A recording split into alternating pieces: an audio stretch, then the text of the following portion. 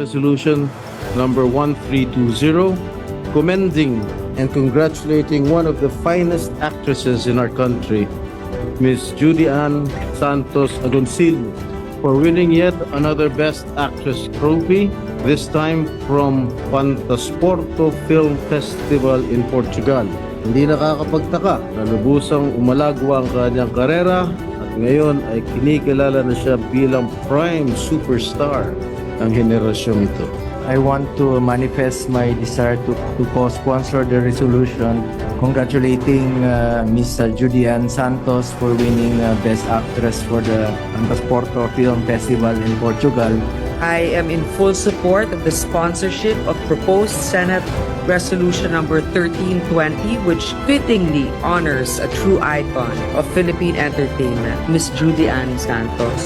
For over 3 decades, she has graced our screens with performances not only to captivate us, but also challenge and inspire.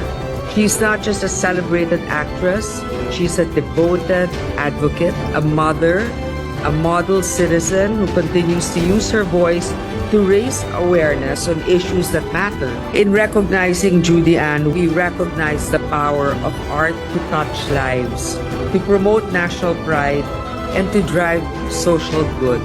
She's really a role model, a working woman, a family woman, somebody who can do drama and action.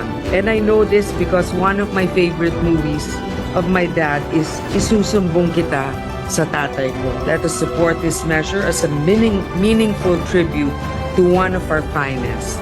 Maraming salamat po. Buhay na buhay ang pag-asa ng pelikulang Pilipino dahil sa angking galing at dedikasyon ng mga bumubuno.